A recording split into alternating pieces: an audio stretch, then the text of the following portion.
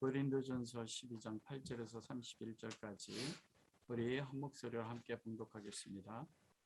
어떤 사람들에게는 성령으로 말미암아 지혜의 말씀을, 어떤 사람들에게는 같은 성령을 따라 지식의 말씀을, 다른 사람에게는 같은 성령으로 믿음을, 어떤 사람에게는 한 성령으로 병 고치는 은사를, 어떤 사람에게는 능력 행함을, 어떤 사람에게는 예언함을, 어떤 사람에게는 영들 분별함을, 다른 사람에게는 각종 방언 말함을, 어떤 사람에게는 방언을 통역함을 주시나니 이 모든 일은 같은 한 성령이 행하사 그의 뜻대로 각 사람에게 나누어 주시는 것이니라. 몸은 하나인데 많은 지체가 있고 몸의 지체가 많으나 한 몸인과 같이 그리스도도 그러하니라. 우리가 유대인이나 헬라인이나 종이나 자유인이나 다 한 성령으로 세례를 받아 한 몸이 되었고 또 다 한 성령을 마시게 하셨느니라. 몸은 한 지체뿐만 아니요 여럿이니 만일 발이 이르되 나는 손이 아니니 몸에 붙지 아니하였다 할지라도 이로써 몸에 붙지 아니한 것이 아니요 또 귀가 이르되 나는 눈이 아니니 몸에 붙지 아니하였다 할지라도 이로써 몸에 붙지 아니한 것이 아니니 만일 온몸이 눈이면 듣는 곳은 어디며 온몸이 듣는 곳이면 냄새 맡는 곳은 어디냐. 그러나 이제 하나님이 그 원하시는 대로 지체를 각각 몸에 두셨으니 만일 다 한 지체뿐이면 몸은 어디냐. 이제 지체는 많으나 몸은 하나라. 눈이 손도로 내가 너를 쓸데없다 하거나 또한 머리가 발도로 내가 너를 쓸데가 없다 하지 못하리라. 그뿐 아니라 더 약하게 보이는 몸의 지체가 도리어 요긴하고 우리가 몸에 덜 귀히 여기는 그것들을 더욱 귀한 것으로 입혀주며 우리의 아름답지 못한 지체는 더욱 아름다운 것을 얻느니라. 그런즉 우리의 아름다운 지체는 그럴 필요가 없느니라. 오직 하나님이 몸을 고르게 하여 부족한 지체에게 귀중함을 더하사 몸 가운데서 분쟁이 없고 오직 여러 지체가 서로 같이 돌보게 하셨느니라. 만일 한 지체가 고통을 받으면 모든 지체가 함께 고통을 받고 한 지체가 영광을 받으면 모든 지체가 함께 즐거워하느니라. 너희는 그리스도의 몸이요 지체의 각 부분이라. 하나님이 교회 중에 몇을 세우셨으니 첫째는 사도요, 둘째는 선지자요, 셋째는 교사요, 그 다음은 능력을 행하는 자요, 그 다음은 병 고치는 은사와 서로 돕는 것과 다스리는 것과 각종 방언을 말하는 것이라. 다 사도이겠느냐, 다 선지자이겠느냐, 다 교사이겠느냐, 다 능력을 행하는 자이겠느냐, 다 병 고치는 은사를 가진 자이겠느냐, 다 방언을 말하는 자이겠느냐, 다 통역하는 자이겠느냐. 너희는 더욱 큰 은사를 사모하라. 내가 또한 가장 좋은 길을 너희에게 보이리라. 아멘. 왕이신 아버지 하나님, 찬송과 영광과 존귀와 경배를 드립니다. 삶의 환경이 코로나19로 인하여 우리가 감당할 수 없는 많은 풍랑 같은 환경 속에서 우리와 함께 하셔서 그 모든 걸 통하여 하나님의 은혜로 하나님의 복으로 만드신 하나님 바람을 우리가 아버지 앞에 나왔습니다. 하나님 말씀을 주옵소서. 말씀 속에서 예수님을 인격적으로 만나게 되시고 만나게 하여 주시며 베드로가 고넬료 가정 가운데 성령의 말씀을 전할 때 성령 임한 것처럼 성령 하나님 우리 가운데 임하여 주옵소서. 그렇게 하신 하나님 감사하며 예수 그리스도 이름으로 기도합니다. 아멘. 오늘은 은사와 직분과 사역의 기능과 작용이란 말씀을 가지고 함께 우리가 은혜를 나누도록 하겠습니다. 지난주까지 하나님의 성령에 의해서 역사는 신령한 것들에 대해서 세 가지가 있다고 말씀을 나눴습니다. 은사와 직분과 사역. 은사는 성령께서 하나님의 일을 하도록 각 사람이 주시는 카리스마. 저 사람 카리스마가 있네. 그건 뭐냐면 목사며 목사에게 맞는 그 직분에 맞는 그 자격을 주신다는 거거든요. 대통령이 대통령에 맞는 그게 카리스마가 있다. 직분은 무엇입니까? 주께서 주 예수 그리스도께서 하나님의 일, 예수님께서 40일 동안 하나님 나라의 일을 전하셨고 성령이 임하셨을 때 하나님의 큰 일을 말했다. 그 하나님의 일, 예수 그리스도를 증거하고 그리스도의 죽으심과 그리스도의 부활 가운데서 그리스도를 믿는 믿음으로 회개를 통한 구원이 땅끝까지 증거되는 그 하나님의 일을 하는 그 기회라는 것입니다. 즉 통로가 된다는 거예요. 우리에게 자격을 주셨는데 그러면 그 준 카리스마의 은사들이 무엇을 통로로 해서 하나님의 일을 이루는가? 그게 바로 직분이라는 거예요. 세 번째가 사역입니다. 사역은 우리가 말씀을 나눈 것처럼 여러 가지나 모든 것 가운데 하나님이 이루셔요. 무엇을 통해서요? 성령이 주신 각 사람의 은사를 통하여 직분을 주셔서 그 직분을 통해서 아버지 하나님이 이루고자 하시는 그 하나님의 나라 일을 각 부르신 성도들을 통하여 이루신다는 것입니다. 그래서 이 세 가지는 따로 떨어져 작용하지 않고 하나로서 함께 삼일체 하나님 하나 되시는 것처럼 함께 일한다는 것입니다. 저도 그렇고 오늘날 교회 가운데 많은 성도들 가운데 가장 아픈 건 뭐냐면 우리가 하나님이 이스라엘 백성을 광야 출애굽했을 때 하나님의 뜻은 여러분 1세대도 가나안 땅에 들어가는 것이었어요.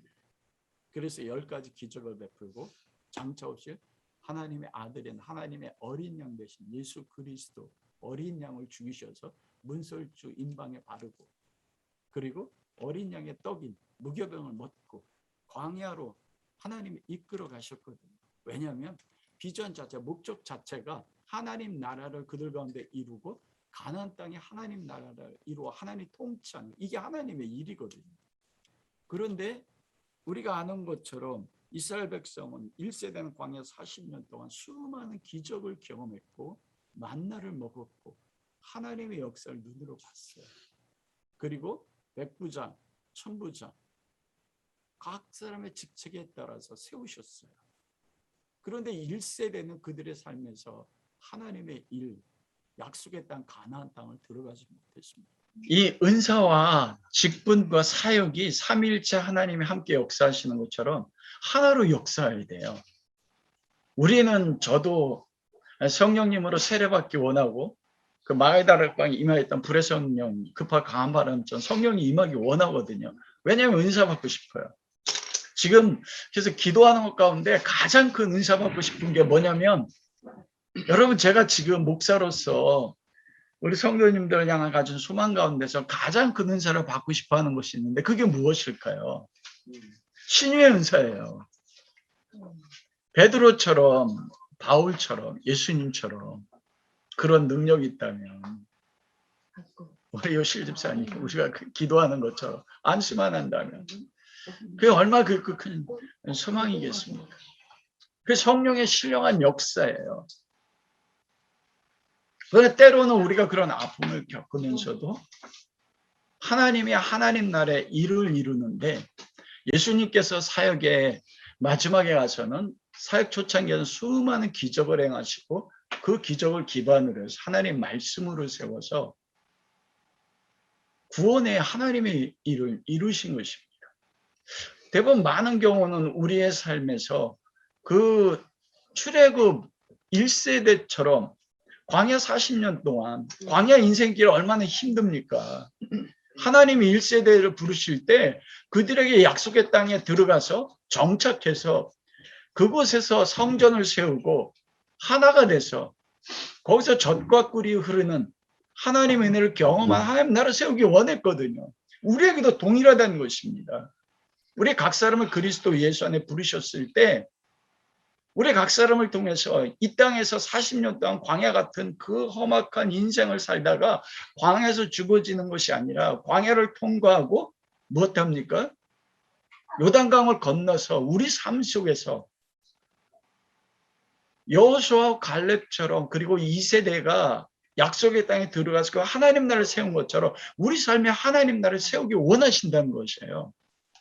그런데 우리 삶에 그 하나님의 나라를 이루고 그리스도가 나를 통해서 나타나는 삶을 성취하는 성도들도 있지만 많이 그렇지 못한 경우가 있습니다. 대부분은 광야에서 살다가 죽어져요. 그게 뭐냐면 은사와 직분은 받았어요. 저도 많은 은사를 가지고 있어요. 목사의 직분을 가지고 있어요. 그런데 거기서 멈추는 경우가 많다는 것입니다. 그 은사들과 나에게 주신 각자의 그 직분이 하나님께서 하나가 되게 하셔서 하나님의 사역으로 열매 맺게 하셔서 하나님 나라의 일이 나와 교회를 통해서 성취되는 것입니다.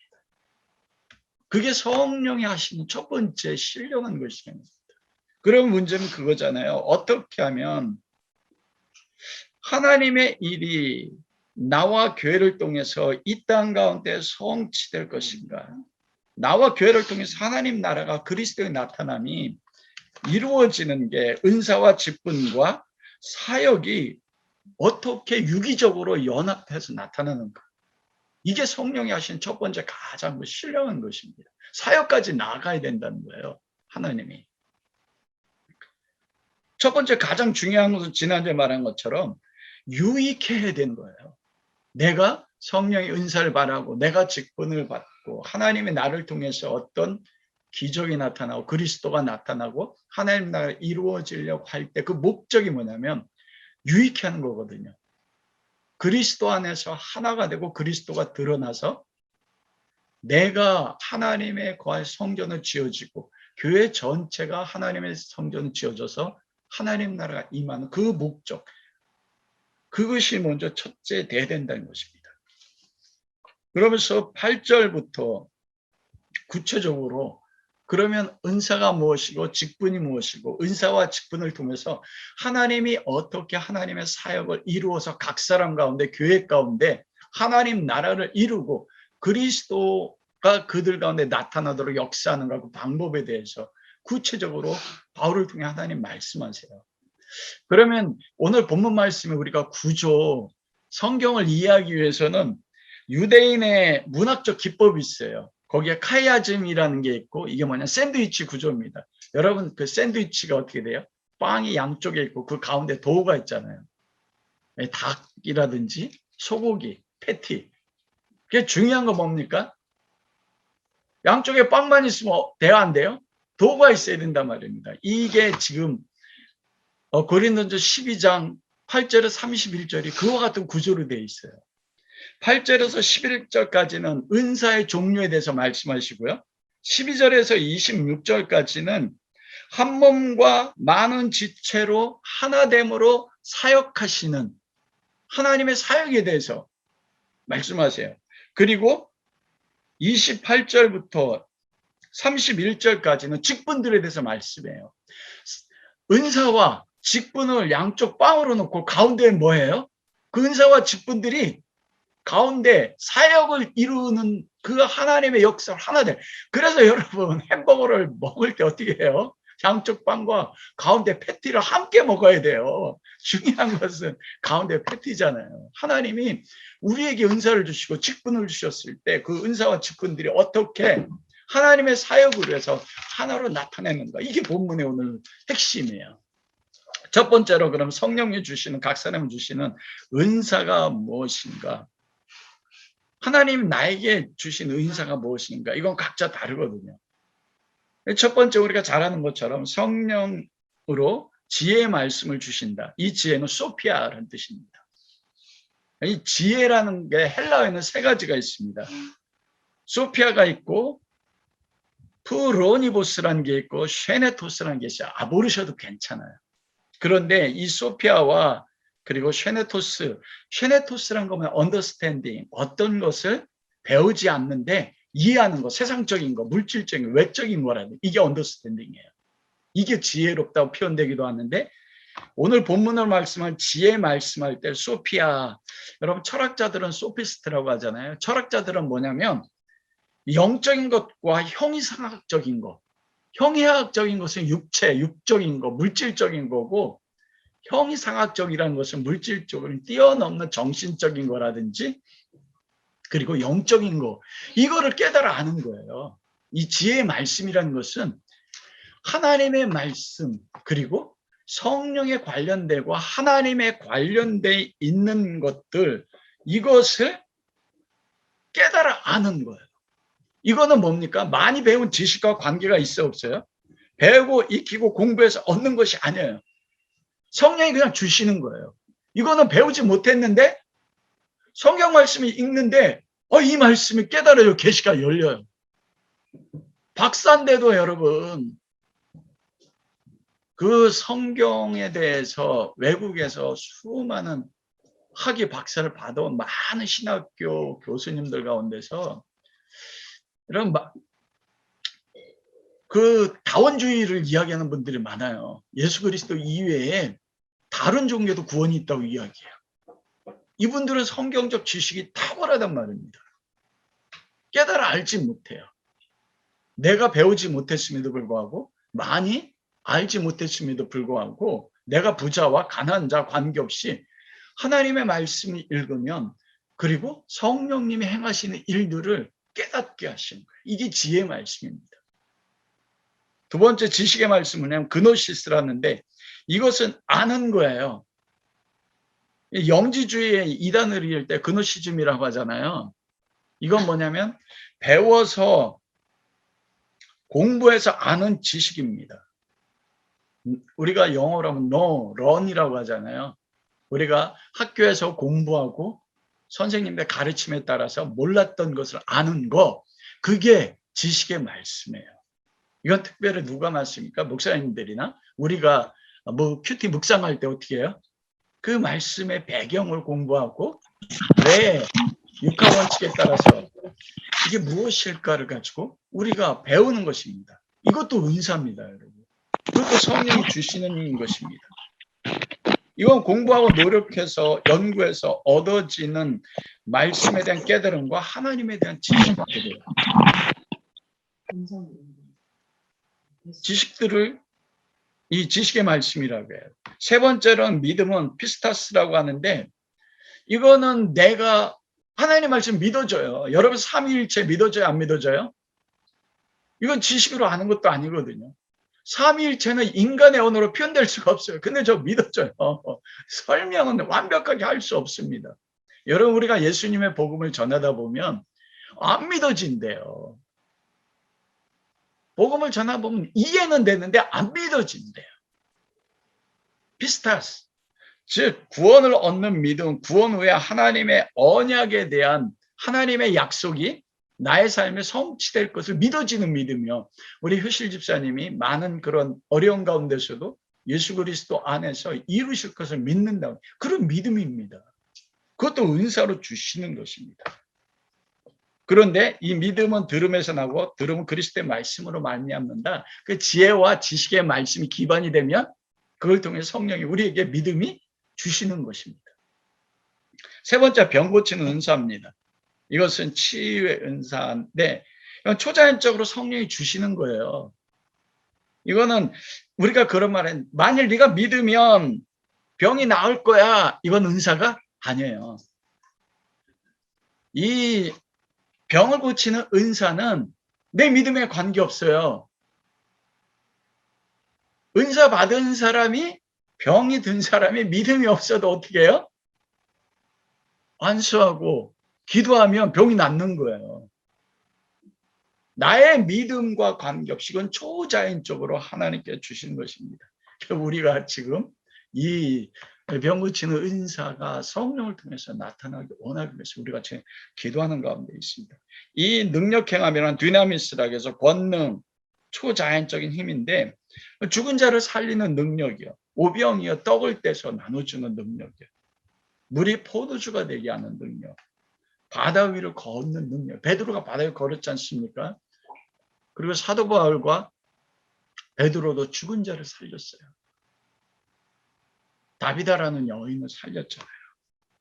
예언함은 프로테레이아라는 뜻인데 두 가지 의미를 가지고 있습니다. 미래를 보고 말하는 사람. 이게 우리가 구약 성경에서도 선지자들이 그리스도가 초림에 대해서 예언한 사람이 있고 그리스도의 초림만 본 사람이 있고 그리스도의 재림까지 본 선지자들이 있단 말입니다. 이게 예언의 첫 번째 의미고요. 구약 성경에서 말씀하는 예언의 가장 큰 의미는 무엇이냐면 지금 백성들이 영적으로 하나님과 어떤 관계에 있는지를 보고 하나님의 품을 떠난 모습을 보고 그걸 깨닫게 하고 그들에게 말씀을 전해서 그들로 하여금 하나님 앞에 돌아오게 하는 거, 이게 예언이에요. 그래서 우리가 고린도전서 11장 4절과 5절에 보면 남자가 모일 때 예언할 때, 여자가 예언할 때, 이 예언은 뭐냐면 미래를 예언하는 게 아니고 모일 때 예배 가운데요, 남자와 여자 가운데 세운 직분을 받은 하나님의 사람이 하나님의 말씀을 깨달은 것을 말씀을 전하는 게 이게 예언이에요. 그래서 예언은 두 가지 사역이 있습니다. 여러분, 미래를 미리 보고 말한 사람이 있었잖아요. 우리가 잘 아는 것처럼 사도행전에 8장에 보면 그 사도 바울이 예루살렘에 갈때 아가보라는 선지자가 빌립의 집에 와서 어떻게 합니까? 끈을 보고 이 끈의 주인을 예루살렘에 가면 결박할 거다. 근데 아가보는 선지자였거든요. 예언한 거예요, 바울에 대해서.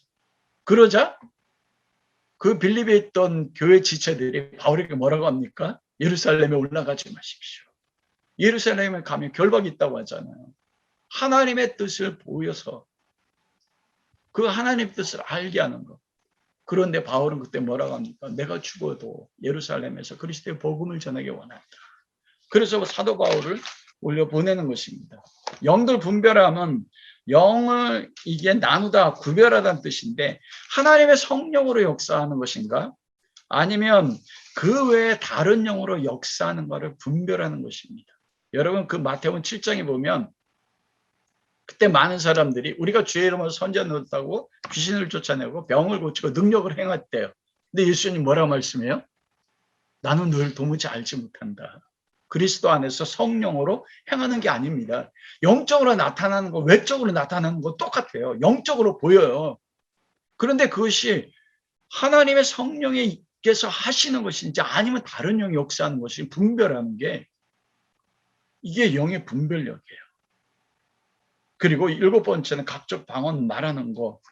이 언어를 말하는 것도 그 성령님의 은사입니다. 그런데 오늘 본문에서 말하는 각종 방언은 사도행전 2장에서 예루살렘 교회 가운데 성령이 임하셨을 때 전 세계에서 몰려들었던 유대인들이 알아들었던 각 나라의 언어 방언이 아닙니다. 우리가 이 방언과 예언에 대해서는 고린도 14장에 다시 나누겠지만 고린도 14장이 뭐래요? 방언은 알아듣는 사람이 없으며 자기도 못 알아듣고 다른 사람도 못 알아들어요. 그러나 사도행전 2장에 했던 방언은 어떻습니까? 알아들었어요. 로마에서 온 사람들은 로마 말로 하는 거, 라틴어로 하는 거. 헬라 지역에서 헬라 말로 하는 거. 바벨론 땅에서 오는 아람어로 하는 거. 그 바벨론 언어로. 아프리카에서는 그 토속 언어로 말하는 걸 전 세계에 모여듣는 사람 다 알아들었어요.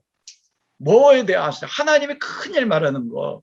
예수 그리스도를 십자가에 죽으셔서 부활하셔서 누구든지 믿으면 구원받고 그리스도 안에 하나님 나라를 세우진, 그 일을 말하는 건 모든 사람들이 알아들었어요. 여기서 방언 말하면 그런 방언이 아니라 알아듣지 못하는, 나도 알아듣지 못하지만 내 영의 성령님은 하나님 앞에 말씀하는, 그게 방언입니다. 그래서 그 방언을 알아듣지 못해서 8번째 주시는 게 무엇입니까? 방언 통역함을 줍니다. 왜냐하면 방언은 나만 내 영은 알아듣지만 나에게 열매가 맺히지 않아요. 다른 사람도 알아듣지 못하기 때문에. 그래 유익함을 위해서 방언 통역함을 주시는 것입니다. 그래서 이 은사들의 결론 11절 보면 이 모든 일은 각양 은사 주시면 성령이 행하사 그의 뜻대로 각 사람에게 주신다는 것입니다. 우리는 은사를 구할 수가 있어요. 그런데 내가 믿음으로 구한다고 해서 그 믿음에 따라 성령님 주시는 게 아니라 내가 구해도 성령님의 주권의 뜻에 따라서 하나님 아버지와 그리스도 안에서 하나님 나라를 세우고자 하신 그 선하신 뜻에 따라서 각 사람을 주는 거예요. 구하지 말라는 게 아니라 구해야 됩니다. 은사들을 신령을 삼아야 되니까. 그러나 내가 구했는데 왜 안 주셔? 이게 아니는 거예요. 성령님은 성령의 뜻에 따라서 각 사람이 나는 알지 못하지만 나를 통해 이루고자 목적에 따라서 성령님께서 그 각 사람에 필요한 은사를 주시는 것입니다. 한번 여러분 적용해 보십시오. 여러분은 그 은사를 하나님에게 어떤 은사를 받으셨어요? 그리고 여러분 어떤 은사를 받고 싶습니까? 그러면 왜 그 은사를 받고 싶으신가요? 두 번째로는 주님이 세우시는 직분입니다. 28절에서 30절 말씀에 보면 직분은 우리가 하는 것처럼 디아코니아입니다. 이건 뭐냐? 여기서 나온 디콘. 주인이 음식을 먹을 때 그 옆에 서서 주인이 음식을 먹도록 시종하는 집사예요. 그래서 이 디콘은 노예가 아닙니다. 주인의 명령에 따라서 그 받은 직책을 가지고 주인을 섬기는 것. 이게 직분이에요. 그 주인이 명 주신다고요. 근데 오늘 본문 말씀에 보면 20절 말씀에 보면 하나님이 주신다고 하거든요. 28절에 보면 즉 우리가 고린도전서 12장에서 보면 그 직분은 여러 가지나 주와 같으며 주께서 직분을 주신다고 했잖아요. 지난주에. 근데 28절에서 이 직분은 하나님이 주신다고 말이죠. 하나님 아버지가. 여기서 삼위일체 하나님이 은사와 직분과 사역을 삼위일체 하나님이 하나가 돼서 주시는 거예요. 그리스도가 주시는데 사도 바울은 28절에 하나님이 주신다 이렇게 말하거든요. 여러분 그게 하나됨의 사역이에요. 여기서도. 은사만 따로 떨어져 있고 직분만 따로 떨어져 있는 게 아니에요. 은사를 주셔서 직분이라는 그 통로를 통해서 하나님의 사역을 이루는 거예요. 그런데 우리가 한 가지 이해할 건 뭐냐면 이 직분을 주시는데 하나님이 은사들과 적합하게 은사에 따라서 그 직분을 행할 수 있는 직분들을 적합하게 주시는 경우가 있어요. 오늘 본문 말씀에 보면 첫째가 사도입니다. 여러분 이것은 사도가 크고 교사가 둘째고 이게 아니에요. 그것은 그냥 순서적으로 구별하는 게 그의 직책에 따라서 누가 우월되고 누가 탁월하고 어떤 직분이 차별되고 이게 아닌 것입니다. 우리가 어떤 일을 설명할 때 보면 설교도 첫째는 둘째는 셋째는 이게 차별이 있는 게 아니잖아요. 전체입니다. 첫째는 사도입니다. 이것은 보내심 받은 자, 특별하게 사도는 예수 그리스도와 3년 동안 생활하고 그리스도가 육체로 보고 예수 그리스도가 부르셔서 부르심 받고 예수님이 하나님 나라의 일을 위해서 보낸 자가 사도입니다. 그래 사도 바울이 고린도전서 쓸 때 사도들이 있었어요, 없었어요? 있었어요. 베드로도 있었어요. 바울도 사도입니다.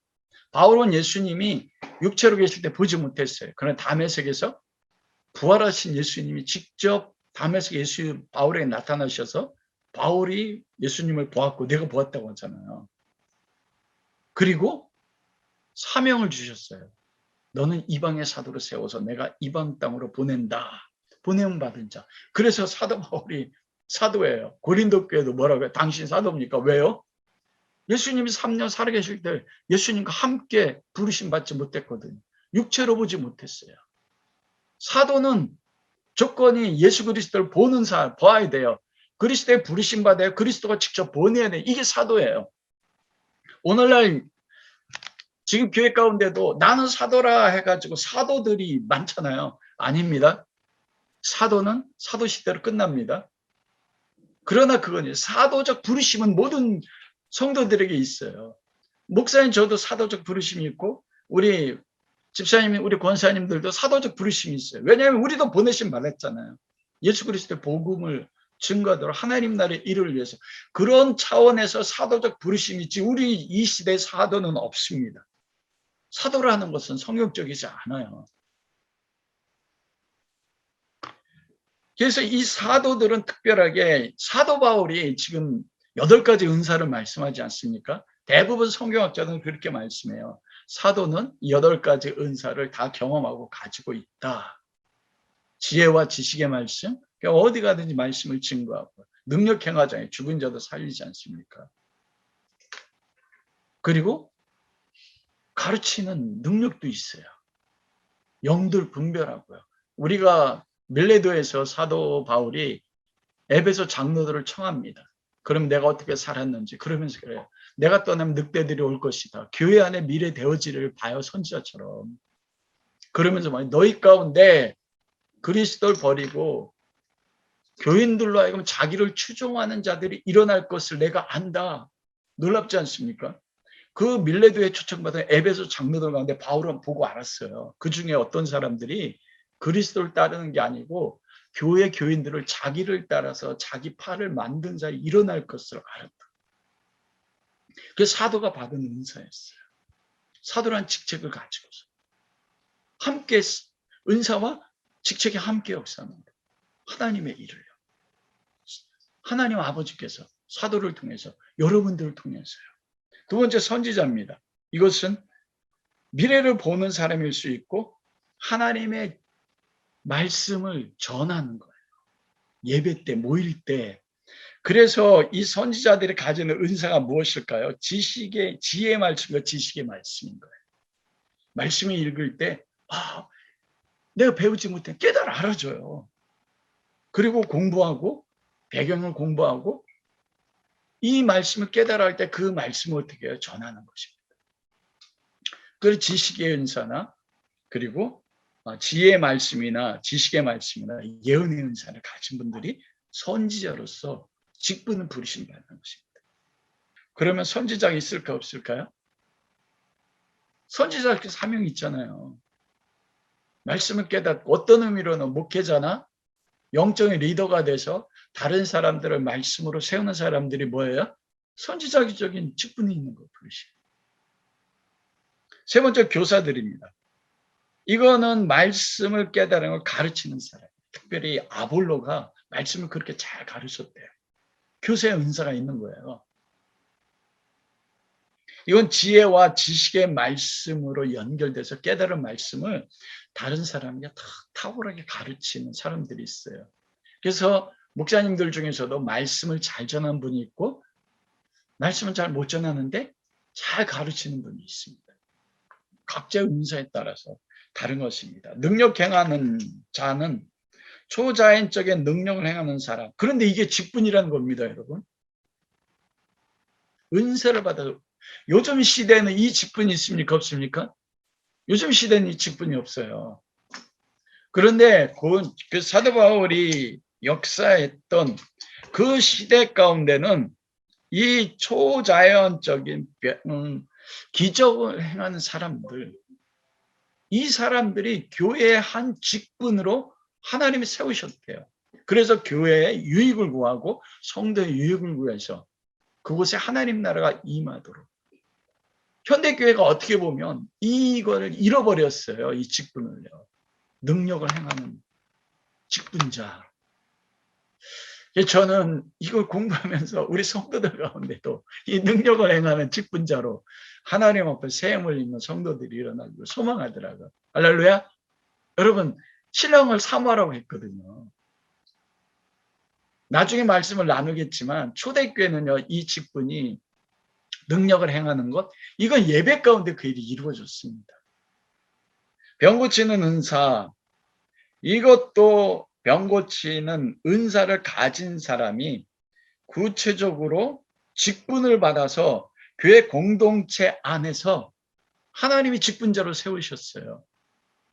직분자로 세워서 주께로부터 하나님으로부터 교회 공동체, 육체적으로 병든 사람들, 이 사람들을 안수하도록 구체적인 직분을 받았어요.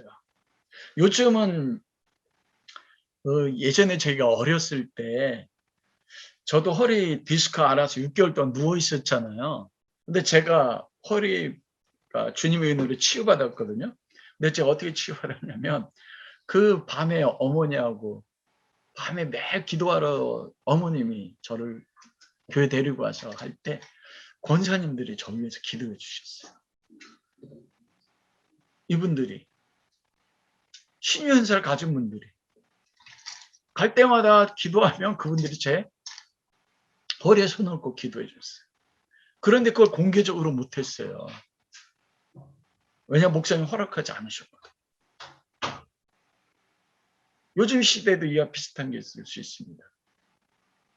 목회자나 뛰어난 영적인 리더만을 통해서 신유의 능력이 나타나. 그러나 초대교회 때는요. 이게 사도들이나 선자들 통해서 나타난 게 아니었어요. 신유의 은사를 받은 직분자를 따로 교회로 세웠어요. 그 사람이 사도가 아니어도 관계없어요. 그리고 예배 가운데 하나님의 말씀만 치면 교회 공동체 전체, 그러나 홀로 행하지 않았습니다. 여기에는 영을 분별하는 사람이 같이 있었고요. 그리고 때에 따라서는 교사와 선자들이 같이 있었어요. 그리고 연합해서 선지자는 선지자 역할을 하고, 그래서 하나님의 말씀을 전하고, 교사는 교사를 가르치고요. 능력 행하는 사람은 공동체 안에서 능력을 행하고, 신유연사 베푼 신유연사 베푸는 사람으로 신유를 베풀고. 그래서 사도 바울이 오늘 그렇게 말하잖아요. 모든 사람이 다 사도겠느냐, 모든 사람이 다 선지자겠느냐, 모든 사람이 다 교사겠느냐, 모든 사람이 다 능력을 행하는 자겠느냐, 모든 사람이 다 병 고치는 은사자겠느냐, 아니라는 것입니다. 이들이 각자 은사와 직책에 따라서 부르심받아서 각양의 일로 하나로 합니까? 여러분 가운데서도 저도 동일하게 이런 병 고치는 은사를 하나님 주셔서 정말 원하는 교회 모습이요. 이게 병 고치는 은사를 받은 사람들 가운데 교회 구체적인 직책과 직분으로 세워줄지, 이게 초대교회입니다. 교회 원형의 모델이었습니다. 그분이 평신도면 어때요?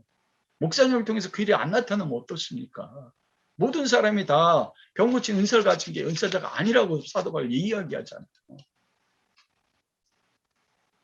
그리고 6번째 직분자가 서로 돕는 것입니다. 헬퍼, 도와주는 사람도 직분자였어요. 보이지 않는 거죠. 그런데 여기에 보면은 구체적으로 구제하는 사람입니다. 긍휼의 마음이 있어서 다른 사람의 가난과 고통, 아픔을 겪을 때 자기의 것을 가지고 그를 구제해 주는 사람. 이걸 사도행전 9장 36절은 다비다라는 여제자가 있어 도르가라 하는데, 선행과 구제하는 일이 심히 많아서 이 다비다가 죽자 모든 과부들이 다비다가 지어준 옷을 가지고 베드로 앞에 오면서 울면서 다비다가 우리를 어떻게 구제했는지, 이 다비다 도르가, 이 사람이 구제하는 자였어요. 구제하도록 하나님 앞에 하나님의 몸된 교회를 세우도록 부르심받은 것입니다. 그리고 7번째 직분이 뭐냐면 다스리는 자, 퀴벨레시스라고 하는데, 이 다스리는 자가 참 오늘날은 없는데 목사님들이 대부분 하고 장로님들이 대행하는 것인데, 이게 파이롯이라고 하잖아요. 파이롯은 무엇입니까? 비행기 조종사. 그리고 비행기 조종사뿐만 아니라 배 선장도 파이롯이라고 이야기합니다.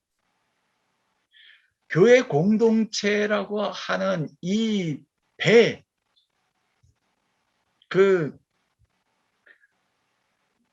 아크요. 교회 배가 어디로 나아갈지 방향을 설정하고 그것을 조종하는 이 다스리는 리더가 직분자로 따로 있었어요. 그러나 이 리더는 장로와, 그리고 나중에 에베소서에 보면 그 직분계에서 목사가 있거든요. 목사나 교사가 겸하여서 이 지도 다스리는 직분을 가진 경우도 많이 있었습니다. 특별하게 행정적인 능력이라든지, 왜냐하면 모세가 광야에서 출애굽하고 나서 모세 앞에 수많은 사람들이 심판받으러 왔잖아요. 재판받으러. 그때 모세장이 이들어 보고, 모세야 너 옳지 않다. 너 그러면 넘어질 거다. 특별히 뛰어난 사람을 세워서 그들로 하여금 재판하고 그들을 이끌어가게 하느냐. 그와 같은 자들이 초대교회도 있었다는 것입니다. 그리고 8절에 보면 8번째가 방언을 말하는 것. 여기서는 방언을 말하는 자입니다. 근데 통역하는 자는 빠졌는데 통역하는 자도 같이 있어요. 왜냐하면 30절에 보면 다 통역하는 자이겠느냐? 그럼 통역하는 것도 저 직분입니다, 여러분. 이거 뭐냐면 예언과 병 고치는 은사와 능력함과 이 교사들과 이 모든 것, 방언을 말하는 것과 그리고 통역하는 것이 어디로 이루어졌냐면 예배 가운데 이루어졌던 거예요. 모일 때 공동체가 전체로 공적인 주일날 예배로 모일 때나 공적 예배로 모이지 않아도 교회 공동체가 모일 때가 있지 않습니까? 그때 되면 은사를 받은 각 사람들이 어떤 사람은 하나님의 말씀을 주시는 가지고 예언을 하고 그것에 따라 분별을 하고, 그리고 여기서 보면 방언을 말하는 거 보면 예비하는데 하나님이 어떤 한 사람에게 공동체에게, 교회 공동체에게 말씀할 게 있어서 방언을 주세요. 그럼 이 사람이 성령의 감동을 따라서 예배 가운데 영적 리더의 인도함을 받아서 방언을 이야기합니다. 그런데 이 방언을 자기 혼자 교회 공동체 못 알아듣잖아요. 그럼 그 가운데 몇 사람이 방언을 통역해요. 그러면 그 통역이 옳은지 그른지를 영을 분별하는 자가 있어서 분별해서 그것을 해석합니다. 해석하면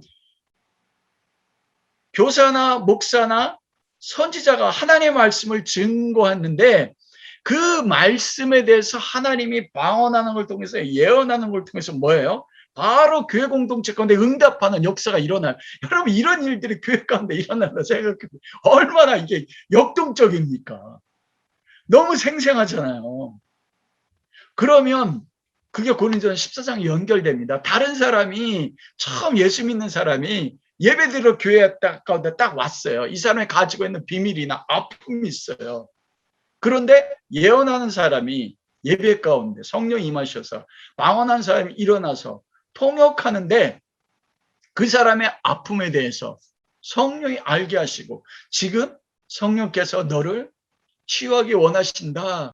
그래서 그 모든 일들이요, 이 은사들이 직분자들을 통해서, 여러분 그 지금 없는 직분자들이 통역하는 것도 그렇고요, 방언하는 것도 이렇게 연합해서 안 믿는 사람이나 그 아무도 나를 이해해 주지 못하는 어떤 성도가 가정 안에서나 자기 삶에 깊은 아픔과 고통이 있어 예배에 참여했는데, 하나님이 나를, 내 마음을 아는지 내 삶을 아는지 몰라요. 그런데 하나님이 한 사람에게 방언을 하게 하고 그걸 통역하게 하세요. 근데 그 사람 개인에 대해서 하나님 말씀을 풀어내세요. 여러분, 그때 그것을 경험하는 그 사람이 얼마나 위로를 받을까요? 그때 세워지는 거예요. 교회에 하나님 말씀하고 싶어하는 하나님 뜻이 있는데, 모여서 예배드리는데, 아니면 공동체 전체가 함께 기도하는데, 그 중에서 하나님의 예언이 한 사람에게 임해요. 그 선지자 가운데. 그 선지자가 하나님의 뜻을 공동체, 교회 연합해서 교회할 때 그 하나님의 뜻을 아가보처럼 풀어줘요. 여러분, 그럴 때 살아계신 하나님을 경험하는 거예요. 아, 이곳에 하나님이 살아계시구나. 이게 하나님이 하나 되게 하는 사역이거든요.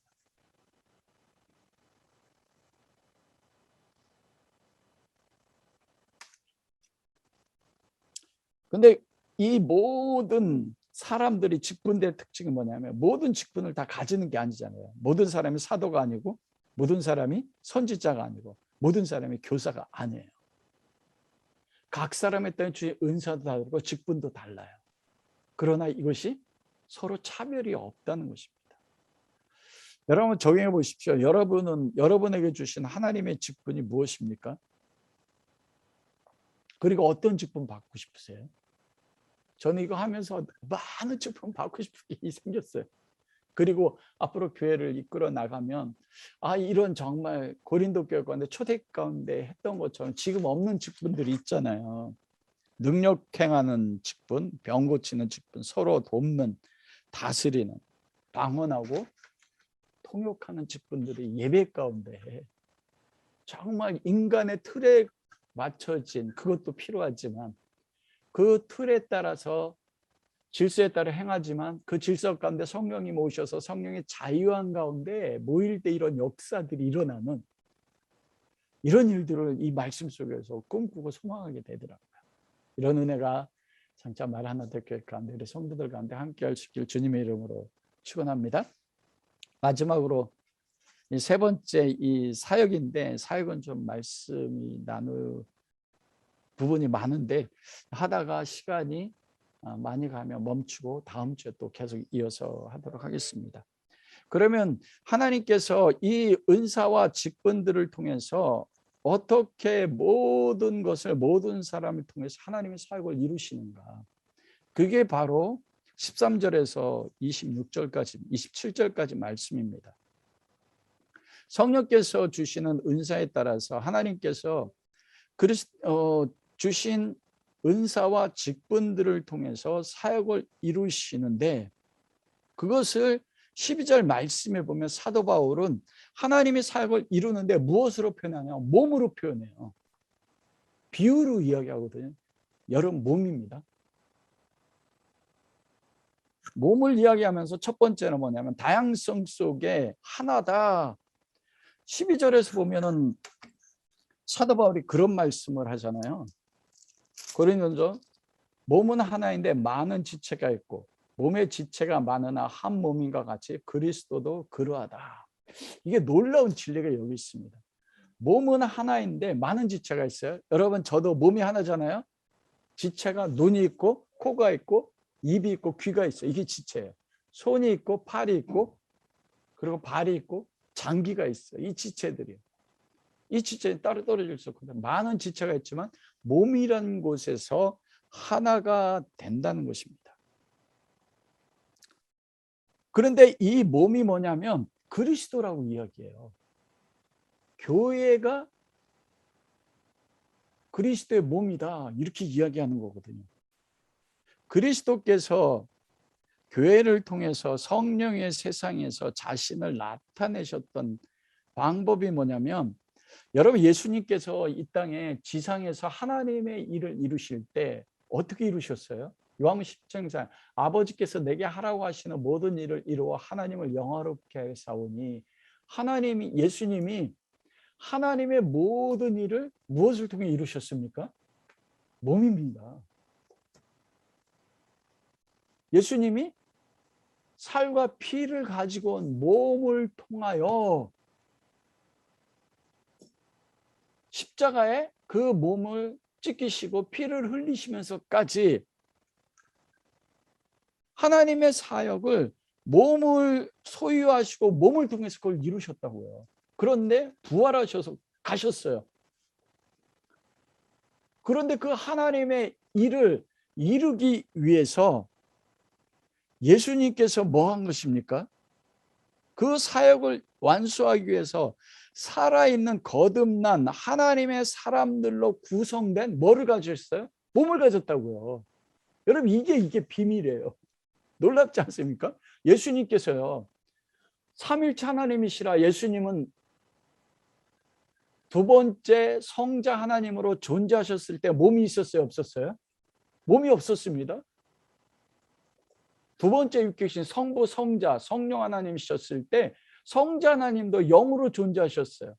그런데 우리를 죄로부터 구원하고 하나님의 자녀로 삼으셔서 교회를 세워서 하나님 나라를 성취하고 이 땅에 오셨을 때 뭐를 입으셨어요? 성육신이요. 말씀이 육신이 되어, 그래서 육신으로 하나님의 일을 이루신 것입니다. 동일해요. 예수님께서 이 땅 가운데 부활하셔서 승천하셔서 하나님 보좌 우편에 계시는데, 이 땅 가운데 하나님의 일을 예수님이 육체로 계실 때 이루신 그 일을 계속적으로 예수님이 다시 오실 때까지 이루어야 되는데, 그 일을 이루기 위해서 이 땅 가운데 뭘 남기셨다고요? 몸을 남겼다니까요.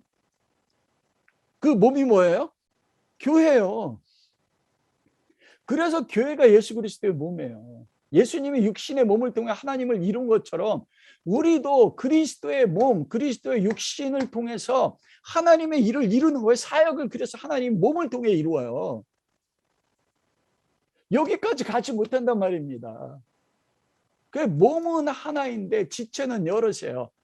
하나와 하나의 통일성과 통일된 하나 속에 뭐가 있어요? 수많은 다양한 지체들이요. 우리는 뭡니까? 어떤 사람은 귀해요. 저는 목사이기 때문에 보통 어떤 역할을 해요? 말하자는 말씀을 말. 때때는 보기도 하고요. 그렇게 해서는 말씀을 전하기 위해서 깨달아야 되고 귀의 지체도 갖는단 말이에요. 어떤 사람은 발도 한단 말이에요. 그런데 우리는 발을 뭐예요? 오늘 성경에 보면 볼품없는 지체, 냄새나는 지체. 그러니까 이 지체와 이 직분 사이에 받은 은사 사이에 뭐 차별이 있다고 여겨요. 그게 아니라는 거예요. 똑같다는 것입니다. 무엇을 통해서 우리가 한 몸이고 각 지체가 됐는가? 각 지체들이 하나가 한 몸이 이루는데 그게 13절 말씀에 보면 무엇을 통해서 그렇게 됩니까? 성령입니다. 우리가 그리스도의 몸이 되는 거. 그래서 그리스도 몸의 각 지체가 돼서 하나가 되는데 하나가 돼서 하나님 이룬 일을 몸이 하나가 되어야만 이루거든요. 근데 우리가 하나 된 게 뭐냐면 13절 우리가 유대인이나 헬라인이나 종이나 자유잖아. 여기 보면 신분이 달라요. 종족도 달라요. 그런데 하나가 됐어요. 각 지체가 뭐예요? 한 성령으로 예수 그리스도와 성부와 성자 성령을 세례받아 한 몸이 되었고 다 한 성령을 마시게 되었다. 한 성령을 통해서 한 몸이 되었고 그 성령을 통해서 각 지체가 된 것이에요. 성령님 안에서 우리가 그리스도의 몸이 되었다니까요. 그래서 각 지체. 그래서 여러분 15절에 18절 말씀해 보니까 우리는 서로를 필요로 하는 것입니다. 15절에 18절 말하면 발이 손에게 이르되 나는 손이 아닌 몸에 붙어 있지 않다. 나는 귀가 이르되 나는 눈이 아닌 몸에 붙어 있지 않다. 그러면서 온몸이 눈이면 듣는 곳이 어디고 온몸이 듣는 곳이면 냄새 맡는 곳이 어디 있냐. 그러면서 눈이 21절이면 손더러 내가 너를 쓸데없다 하거나 또한 머리가 발더러 내가 너를 쓸데없다 하지 못하리라. 여러분 제가 입인데 귀에게 너 쓸데없어. 나는 입이니까 너 귀 쓸데없어. 그럴 수가 있어요 없어요? 그러면 한 몸으로 존재할 수 없어요. 여러분 말은 하는데 귀가 없다고 하면 귀를 못 듣는 사람이 뭐예요? 여러분 귀를 못 들으면 말을 못해요. 여러분 왜 그 지체장애 중에서 말을 못하는 게 되냐면 못 듣기 때문에 말을 못해요. 들어야만이 말을 합니다. 이게 뭐냐면 우리가 성령님 안에서 그리스도의 몸이 되어서 여러 지체가 있다는 것은 혼자 존재할 수 없어요. 서로를 필요합니다. 저는 입에요. 팔에요. 어딜 가야 돼요. 가려면 누가 필요해요? 발이 필요하잖아요. 목사님만 교회가 최고가 아니에요, 여러분. 저희 입이잖아요. 몸이 살아야 돼요. 몸이 살으려면 뭐를 먹어야 돼요? 밥을 먹어야 돼요. 누가 먹여줘요? 이 손이 먹여줘요.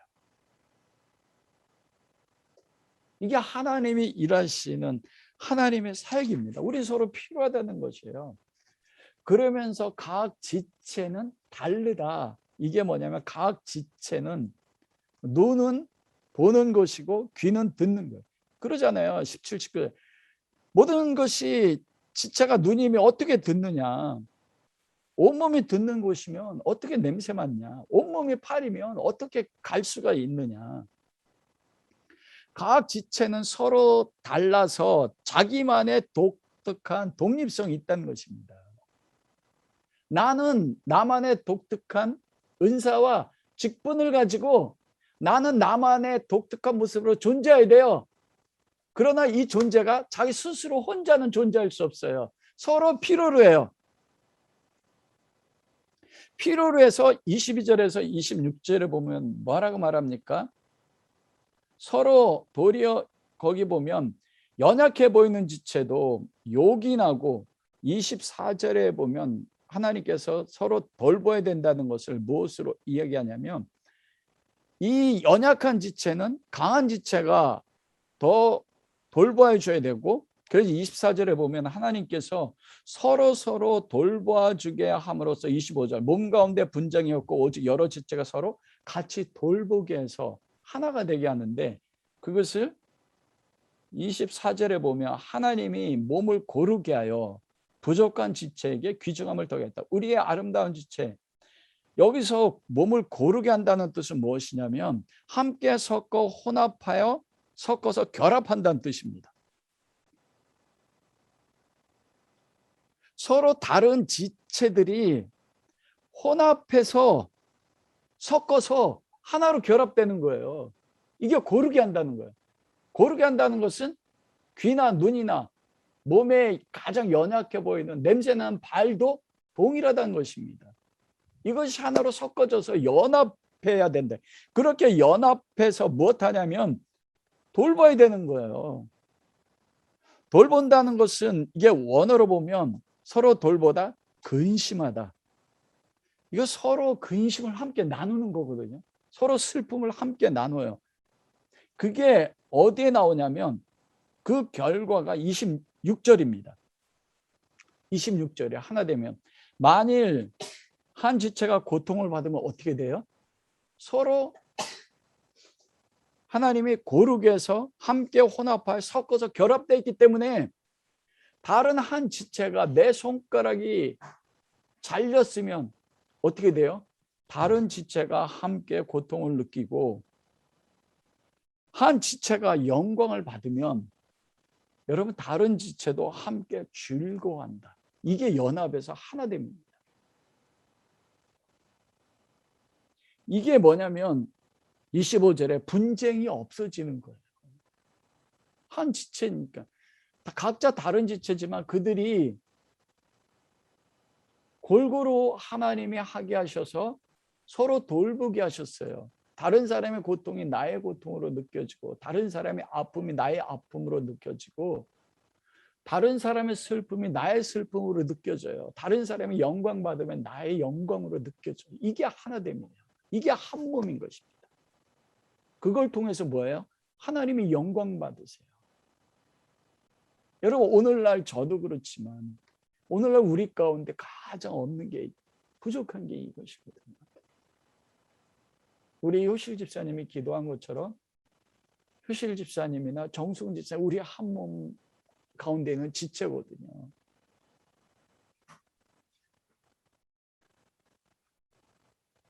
효실 집사님 느끼는 그 고통, 정 집사님이 느끼는 그 아픔, 저는 목사이면서도 이 말씀을 묵상하면 얼마나 부끄러운지. 우리 효실 집사님 느끼는 것처럼 정 집사님을 보면서 느끼는 아픔을 목사인 제가 느끼는가? 아니더라고요. 하나님의 역사가, 하나님의 일이 교회 공동체 속에서 나의 삶에서 성취되지 않는 게 가정 안에서도 어떤 사람이 어떤 행동을 할 때 그가 어떤 고통을 가지고 있었을 때 그 고통이 나의 고통으로 느껴지지 않는 이 아픔. 사촌이 땅을 사면 뭐라고 해요? 배가 아프다고 이야기하거든요. 다른 성도가 어떤 하나님을 통해서 영광받을 일이 그 응답을 받으면 그것이 나의 일처럼 기뻐하고 즐거워해야 되는데 오히려 하나님 앞에 나갈 때 하나님 왜 저에게는 이 일이 안 일어납니까? 이게 고린도 교회가 가지고 있었던 문제인데 오늘은 이 문제, 이 신령한 것을 알지 못했어요. 교회가 그리스도의 몸으로 하나인 것, 각 지체는 동일하게 존귀한 지체고 그 안에 독특함을 가지고 있고 인정받아야 되고 서로 고르게 해서 혼합하여 함께 섞어놔서 그리스도의 피로 생명으로 연결되기 때문에 그의 고통은 나의 고통이 되고 주님이 느꼈던 그의 아픔은 나의 아픔이 되고 그의 절망은 나의 절망이 되고 어떻게 어느 때 그쪽으로 나갈 수 있을까? 이게 성령이 한 몸 되게 하신 가장 신령한 역사일 것이에요. 그런데 제가 말씀에 마치는 결론은 뭐냐면 내 안에 없어요. 고린도 교회 안에도 이게 없었거든요. 근데 소망이 있습니다. 그 소망이 뭐냐면 고린도서 1장이에요. 그런 고린도 교회 가운데 뭐라고 말씀했습니까? 1장 9절 너희를 불러 그의 아들 예수 그리스도 우리 주와 더불어 교제케 하신 하나님을 믿으시다. 여러분 이렇게 각 지체들이 고르게 해서 한 몸 되게 할 때 에베소서 2장 19절에서부터 보면 그 말씀 있잖아요. 그러므로 이제부터 너희 20절 너희는 사도들과 선자들의 터위에 세우심을 입은 자라. 그리스도 예수께서 친히 모퉁이돌이 되셨느니라. 그의 안에 건물마다 서로 연결하여 주 안에서 성전이다. 연결입니다. 은사와 직분을 통해서 한 몸이 그리스도의 생명으로 한 지체로 연결되어서 못합니까? 주 안에서 성전이 돼서 한 몸이 돼요. 주님에 관한 성전이 돼요. 너희도 성령 안에 지었을 처소, 하나님의 과실 처소가 되기 위해서 그리스도 안에서 함께 지어져 간다. 주님이 우리를 그렇게 만들어요. 그래서 고린도전서 1장 9절에 보면 무엇합니까? 너희를 불러 그 아들 그리스도 안에서 우리를 하나님이 가지고 한 성전 돼서 주님이 가지고 성전 되게 해서 우리를 그리스도와 교제케 하시는 하나님의 믿으시다. 여러분 이 믿으시다가 뭐라고 말했어요? 믿음입니다. 하나님은 믿음이다. 하나님이 믿음의 하나님이 우리를 어떻게 한다고요? 만들어 나간대요. 그렇게요. 그리스도 안에서 서로 연합하도록 그리스도 안에 연합한 뿐만 아니라 성도들이 연합해서 함께 한 지체가 고통을 받으면 모든 지체가 함께 고통을 받고 한 지체가 영광을 받으면 모든 지체가 함께 즐거워하는 것이죠. 여러분 이게 뭡니까? 하나님 나라예요. 이게 예수 그리스도 안에서 이루어지는 하나님의 일입니다. 근데 내가 만든다는 게 아니에요. 그걸 누가 만드신다고요? 아버지 하나님이 예수 그리스도 안에서 만드신다. 이게 소망입니다. 하나님께서 그 성령을 통해서 우리에게 주신 각자 은사와 직분들을 통해서 하나 되게 만들어 나가세요. 그러면서 사도 바울의 31절에 너희는 더욱 그 은사를 사모하라. 내가 또한 가장 좋은 길을 너에게 보이라. 왜 그러냐면 이렇게 우리가 각 지체고 독립성을 가지고 있고 존귀하고 이 지체들이 몸인 그리스도의 몸으로 하나로 연합되게 하는 최고의 은사가 있습니다. 그게 뭡니까? 사랑입니다. 사랑 안에서 하나 되게 하신 그 하나님은 아름다우신 하나님이십니다. 그런 은혜가 우리 모든 성도들에게 함께 할 수 있기를 주님의 이름으로 축원합니다.